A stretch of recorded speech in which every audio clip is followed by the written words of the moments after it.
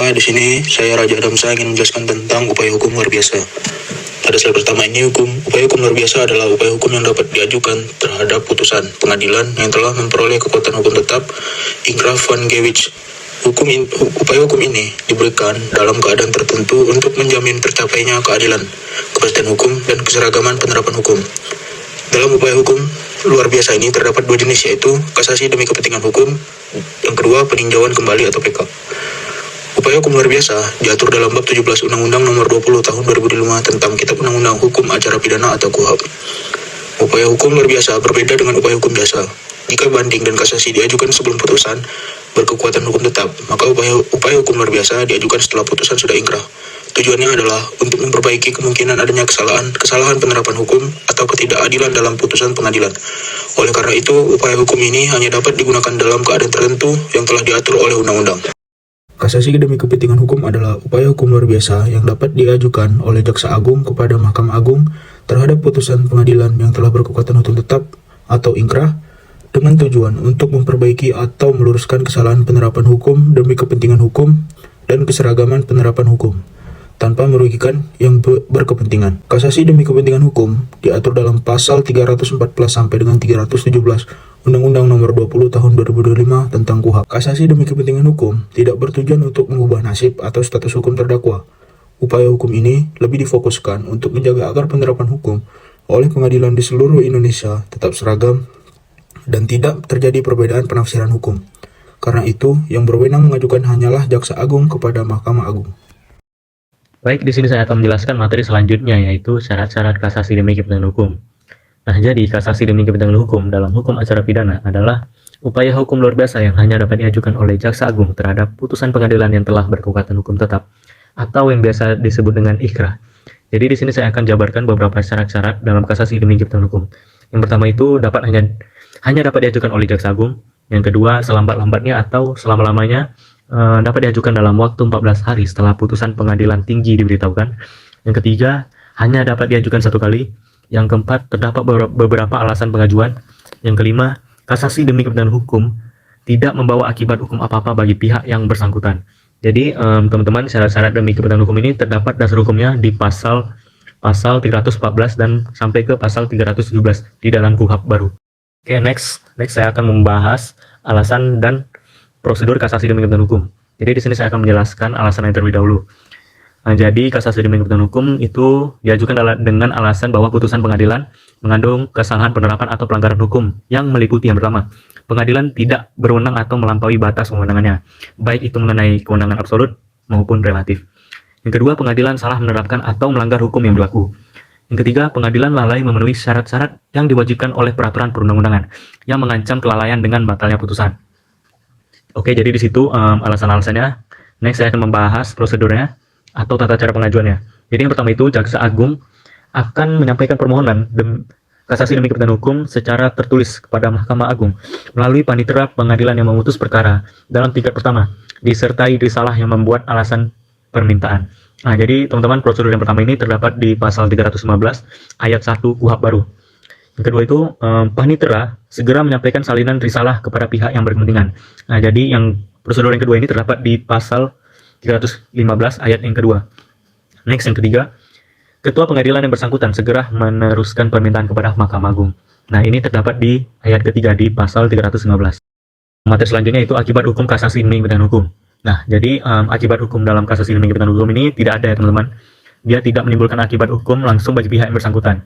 Nah, putusan kasasi demi kepentingan hukum ini tidak mengubah status terpidana atau pihak terperkara atau merugikan kedudukan pihak yang berkepentingan. Nah, jadi seperti yang sudah diatur di pasal 314 KUHP baru di ayat kedua yang berbunyi putusan kasasi demi kepentingan hukum sebagaimana dimaksud pada ayat 1 tidak boleh merugikan pihak yang berkepentingan. Selanjutnya, pengertian peninjauan kembali dan pihak yang berhak mengajukan.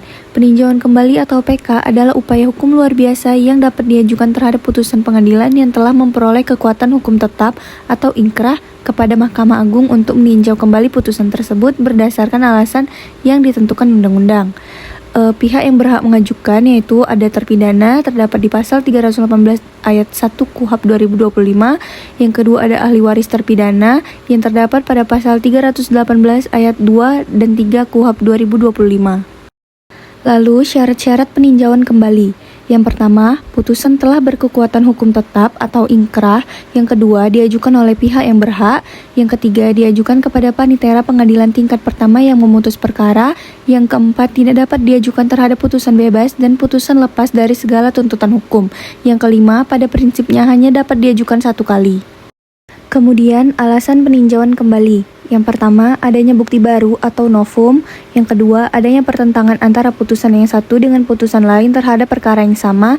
Yang ketiga, adanya kekhilafan hakim atau kekeliruan yang nyata. Lalu ada prosedur atau tata cara peninjauan kembali. Yang pertama, mengajukan permohonan kepada panitera pengadilan tingkat pertama. Yang kedua, permohonan dicatat dan diproses oleh pengadilan. Yang ketiga, dilakukan pemeriksaan terhadap alasan PK. Yang keempat, berkas dikirim ke Mahkamah Agung. Ketua Pengadilan Negeri mengirimkan berkas permohonan PK kepada Mahkamah Agung. Yang kelima, Mahkamah Agung memeriksa dan memutus permohonan PK. Yang keenam, putusan PK tidak menangguhkan pelaksanaan putusan. Di sini saya akan menjelaskan akibat hukum peninjauan kembali. Akibat hukum peninjauan kembali atau PK dalam hukum acara pidana, akibat hukumnya bergantung pada putusan Mahkamah Agung terhadap permohonan PK. Pelaksanaan putusan tetap berjalan meskipun diajukan PK, artinya pengajuan PK tidak menangguhkan atau menghentikan pelaksanaan putusan yang sudah berkekuatan hukum tetap atau ingkrah, kecuali untuk ketentuan tertentu seperti pidana mati. Pasal 323 ayat 1 dan Pasal 324 ayat 1 KUHP 2025. Yang kedua, jika alasan PK ditolak, putusan sebelumnya tetap berlaku. Mahkamah Agung menolak PK apabila alasan pemohon tidak dibenarkan, sehingga putusan yang dimohonkan PK tetap mempunyai kekuatan hukum mengikat. Pasal 322 ayat 2 huruf A KUHP 2025. Yang ketiga, jika alasan PK diterima, putusan sebelumnya dapat dibatalkan. Mahkamah Agung dapat membatalkan putusan lama dan menjatuhkan putusan baru berupa putusan bebas, putusan lepas dari segala tuntutan hukum, tuntutan penuntut umum tidak dapat diterima atau pidana yang lebih ringan. Pasal 322 ayat 2 huruf B KUHP 2025. Yang keempat, pemohon dapat memperoleh ganti rugi dan rehabilitasi. Apabila terpidana telah menjalani hukuman lalu, PK mengakibatkan bebas, lepas dari tuntutan hukum atau pidana lebih ringan, maka pemohonan atau ahli warisnya berhak memperoleh ganti rugi dan rehabilitasi. Pasal 322 ayat 3 dan Pasal 4 KUHP 2025.